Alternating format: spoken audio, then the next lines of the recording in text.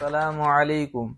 آج کے اس ویڈیو میں آپ حضرات کو یہ بتانا چاہتا ہوں کہ قریب المرگ شخص کے سامنے کیا پڑھنا چاہیے، کیا کرنا چاہیے اور کیا نہیں کرنا چاہیے۔ تو سب سے پہلے ہم یہ جانتے ہیں کہ قریب المرگ کہتے کس کو ہے۔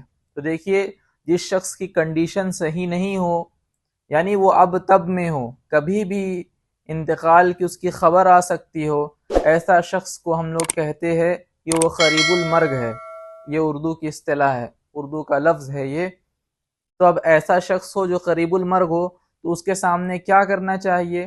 تو دیکھیے، اس کے سامنے کلمہ کو یعنی کلمہ توحید کو پڑھنا چاہیے، اور آواز تھوڑی بلند ہو، کیونکہ وہ خود بھی سنے اور اس کو پڑھنے کی فکر ہو اور وہ بھی پڑھے۔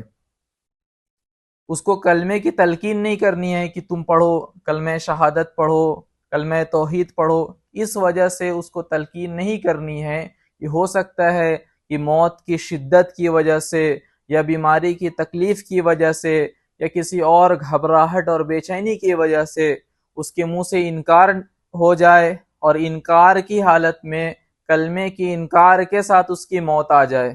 اس وجہ سے کلمے کی تلقین نہیں کرنی ہے، بلکہ خود اس کے سامنے بلند آواز میں کلمہ کو پڑھنا ہے، تاکہ وہ سن کر خود متفکر ہو اور خود اس کو پڑھنے کی فکر لاحق ہو۔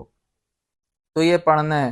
دوسری چیز، مرنے والے شخص کے سامنے ہمیں سورہ یاسین کی تلاوت کرنی ہے۔ روایات میں آتا ہے کہ مرنے والے کے سامنے جب سورہ یاسین کی تلاوت کی جاتی ہے تو اس سورت کی برکت سے اللہ رب العزت موت کی سختی کو اس پر آسان فرما دیتے ہیں۔